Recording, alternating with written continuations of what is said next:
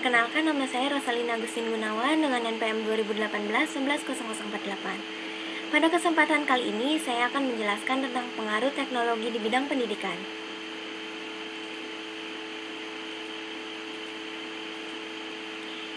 Teknologi dalam bidang pendidikan secara online mulai berkembang pesat ketika COVID-19 melanda Indonesia, bahkan melanda dunia. Pada saat itu, kegiatan belajar mengajar akhirnya dihentikan, dan kegiatan belajar mengajar ini akhirnya beralih menggunakan teknologi pembelajaran secara online, atau yang biasa kita sebut dengan e-learning atau daring. E-learning itu sendiri merupakan bentuk teknologi informasi yang diterapkan di bidang pendidikan, berupa situs web yang dapat diakses di mana saja. Selanjutnya, metode yang saya dan kelompok saya ambil yaitu dengan mengumpulkan dan mereview jurnal tentang IoT dalam dunia pendidikan. Sumber data dalam penelitian ini berasal dari jurnal internasional yang diambil dari beberapa situs pada tahun 2015 sampai dengan 2021. Hasil dan pembahasan. Yang pertama itu ada Profesor Dr. Sri Sakdi Karmonman pada jurnalnya September sampai Desember 2015. International Telecommunication Union Global Standard Initiative mengatakan bahwa 4,9 miliar yang terhubung akan digunakan pada akhir tahun 2015 dan akan mencapai 25 miliar pada tahun 2020. Bank Dunia memperkirakan bahwa selama 10 tahun ke depan akan ada 2 juta pekerja terkait teknologi informasi komunikasi yang belum terisi. Jadi dalam hal ini, IoT dan e-learning harus digunakan untuk mendidik lebih banyak orang dalam bidang teknologi informasi dan komunikasi, serta bidang lainnya. Menurut Profesor Dr. Sri Sakdi, beliau juga mengatakan ada 3 fitur informasi dalam IoT. Yang pertama itu Spatial Information, yaitu place, yang menjelaskan tentang tempat. Yang kedua itu Temporal Information, time, yang menjelaskan tentang waktu. Dan yang ketiga adalah Persistent Information atau history. Yang kedua yaitu Sony pada jurnalnya Oktober sampai November 2019. Menurut Sony, IoT atau Internet of Things dapat dikaitkan dengan hal yang terhubung dengan jaringan, peningkatan prosesor dan daya yang dapat diproses sebagai IoT, dan kemudian bisa menjadi Internet of Everything. Dari setiap bidang IoT sangat disarankan sebagai konsep revolusioner. Pengaplikasiannya dapat digabungkan dalam konsep pendidikan, transportasi, pertanian, kesehatan, bisnis, manajemen, dan masih banyak lagi.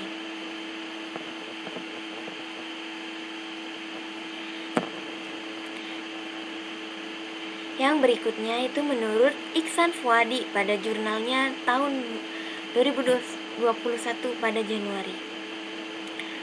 Menurut Iksan Fuadi, pembelajaran e-learning dapat disebut sebagai versi pembelajaran yang sudah dimodifikasi, di mana kita dapat memperoleh kemudahan dalam pemanfaatannya. Mahasiswa, dosen, atau bahkan guru dan muridnya dapat diuntungkan dengan adanya teknik e-learning ini, di mana pembelajaran dapat lebih menarik dengan adanya animasi, tutorial online, materi pembelajaran melalui ruang kelas, ada juga melalui virtual seperti Zoom, Google Meet, Skype, dan masih banyak lainnya. Sehingga dengan adanya e-learning ini dapat membuat mahasiswa, dosen, guru, dan juga muridnya dapat lebih banyak berinteraksi. Menurut Iksan Fuadi juga, IoT itu merupakan hal yang lebih produktif dalam proses belajar mengajar dan juga efisien dalam belajar.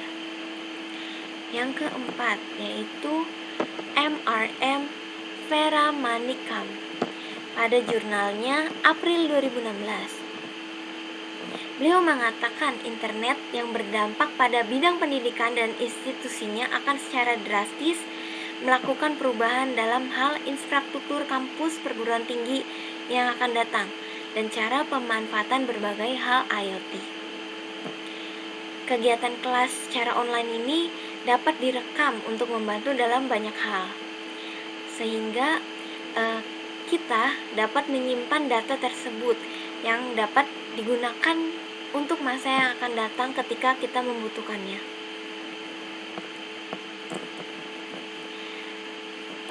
Berikut adalah tingkat penggunaan pada aplikasi IoT.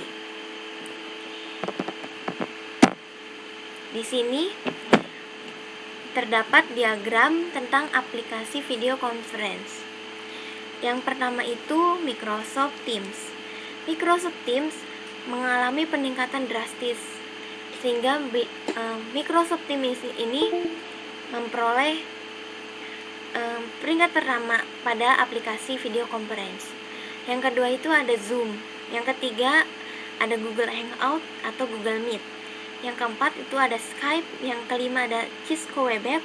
Dan keenam adalah aplikasi video conference lainnya.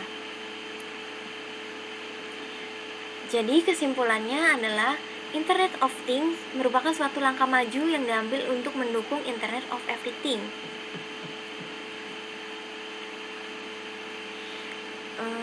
Dalam hal ini, IoT membantu efisiensi dalam pembelajaran melalui ruang kelas fisik atau virtual yang memberikan lebih banyak kemudahan dan aksesibilitas. Proses e-learning juga dapat lebih produktif jika dilakukan melalui IoT atau aplikasi IoT.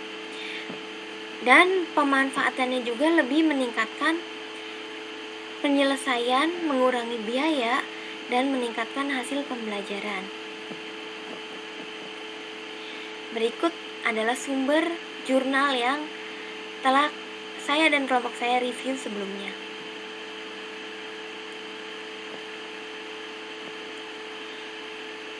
Terima kasih untuk perhatiannya.